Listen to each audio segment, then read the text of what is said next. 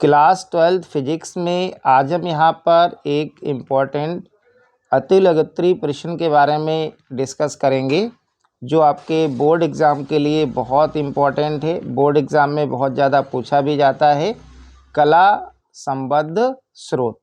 अब देखो यहाँ पर देखेंगे कि ये कला संबद्ध स्रोत क्या होता है। इसको हमने यहाँ पर मेंशन कर रखा है कि ऐसे स्रोतों को जिनके बीच कलांतर नियत हो, अर्थात कलांतर जो हो वो समय के साथ ना बदले, कला संबद्ध स्रोत कहलाता है। सिंपल सी डेफिनेशन है, आप बहुत आसानी से याद कर सकते हो।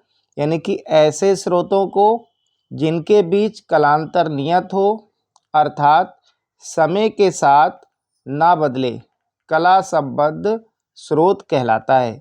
ठीक है, ये मोस्ट इम्पॉर्टेंट डेफिनेशन है, इसको आप अच्छे से तैयार कर लेना।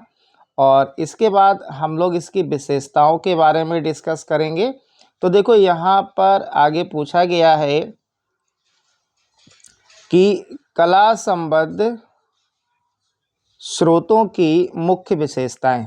तो इसकी यहाँ पर हमने दो मुख्य विशेषताओं को मेंशन किया है, आप इनको बहुत अच्छे से तैयार कर लेना। पहला है समान आवृत्ति। तो देखो समान आवृत्ति में आपको क्या ध्यान रखना है कि दोनों स्रोतों से निकलने वाली तरंगों की आवृत्ति समान होनी चाहिए।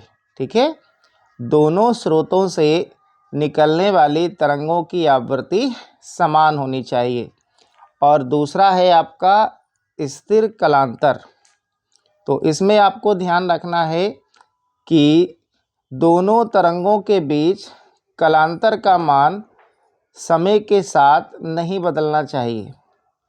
इसका मान आप ध्यान रखना, या तो शून्य हो सकता है या कोई स्थिर मान हो सकता है। तो ये पूरा क्वेश्चन मोस्ट इम्पॉर्टेंट है, इसको आप बहुत अच्छे से तैयार कर लेना क्योंकि ये लगभग हर साल बोर्ड एग्ज़ाम में पूछा जाता है।